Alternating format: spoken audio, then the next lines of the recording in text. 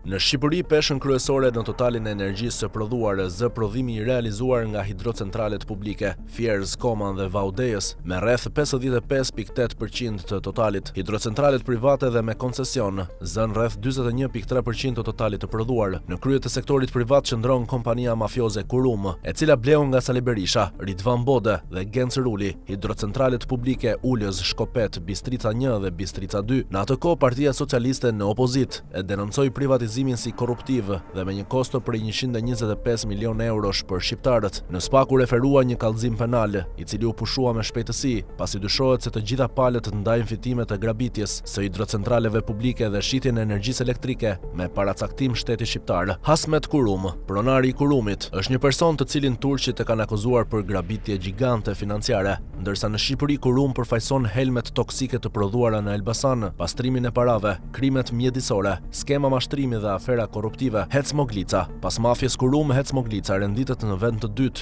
me 3.65% të prodhimit vendas të energjisë elektrike. Hidrocentrali I Moglicës është një hidrocentral I madh në lumin Devol, si çdo biznes tjetër I madh me pasurinë e shqiptarëve, dhe Hec Moglica mbulohet nga një mjegull dyshimesh, duke shkelur ligjet e vendit. Përfaqësuesit e kompanisë Devol Hydropower, që zotëron hidrocentralin, në kundërshtim flagrant me ligjin për regjistrin e pronave përfitues, nuk identifikojnë pronarin ose pronarët përfitues të këtij koncesioni. Shkelja lejohet nga Qendra Kombëtare e Biznesit, e cila ngarkohet me ligj për të administruar dhe publikuar të dhënat e pronarit përfitues, si dhe për të marrë masa ndëshkuese kur detyrimi nuk zbatohet nga kompanitë private. Çuditërisht, nga janari 2013, disa muaj përpara se Sali Berisha të rrëzohej nga pushteti, kompania e hidrocentralit të Devolit ka nisur të kamuflohet, duke u shitur dhe rishitur tek disa kompani gjithnjë me pronar fundor të paidentifikuar, duke ngritur dyshime të forta se mes përfituesve mund të jetë ndonjë nga ustallarët e politikës së Tiranës.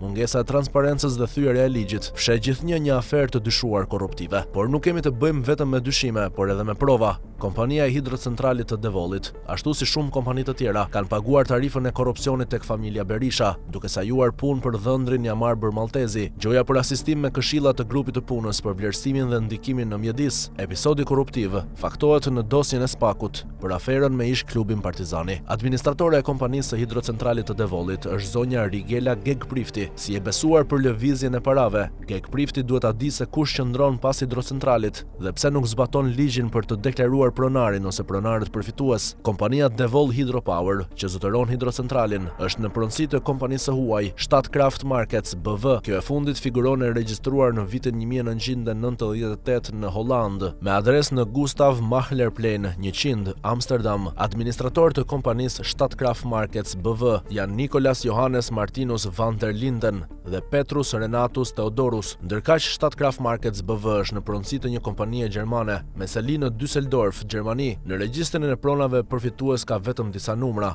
Nuk tregohet se kush është pronari përfitues dhe fondori i kompanisë që bën biznes me pasurinë e shqiptarëve. Nga ana tjetër, hetimet e Spak kanë zbuluar se ish kryeministra, ish ministra dhe familjarët e tyre kanë apartamente e vila në disa kryeqytete të Evropës. Janë pikërisht këta pushtetarë, të cilët kanë dhënë edhe me koncesion pasuritë publike. Hec Ashta. Hec Ashta renditet në vend të tretë, sa I takon sektorit privat për prodhimin vendas të energjisë elektrike me 3.1%. Për këtë hidrocentral nuk ka thjesht dyshime, por është e provuar nga Spak se gjurmët e përfitimit shkojnë tek familja Berisha. Sali Berisha firmosi vendime për t'i hapur rrugë këtij hidrocentrali. Kompania përfituese sajoi punë, duke I dhënë 10.000 euro dhëndrit të tij, Jamar Bërmaltezit. Historia mes Sali Berishës dhe firmës Österreichische Elektrizitätsschafts Aktiengesellschafts nis më 17 tetor 2008, kur ish kryeministri miraton një VKM, praktik dhe me raste të tjera të ngjashme, për ndërtim, pronësinë, shfrytëzim, mirëmbajtjen dhe transferimin e një projekti të një hidrocentrali të ri në Asht, Bushat të Shkodrës. Nisin punimet.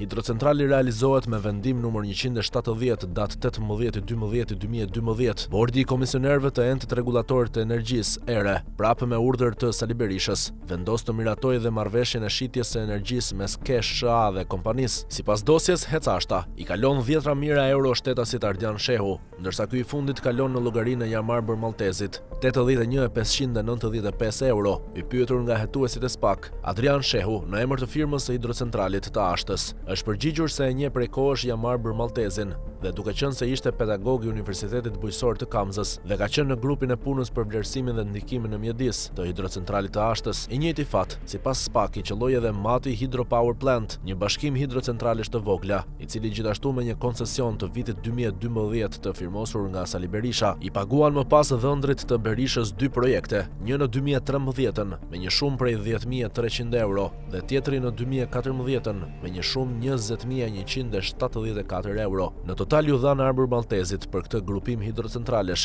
plot 30.474 euro. Në një formë tjetër vepron edhe një tjetër kompani që merr projekte nga qeveria shqiptare. Italiania Irene Aquagas Albania Branch në vitin 2009 merr 2 projekte në dorëzim në Golem dhe në Tiranë, lidhur me shërbimet e integruara të ujit dhe shpërndarjes së gazit. E njëjta kompani në vitin 2010, po sipas të dhënave në dosjen e SPAK, angazhohet në Bovill me një projekt të tretë që përfundon në vitin 2013. Projekti i Golemit përfundoi në 2013-ën.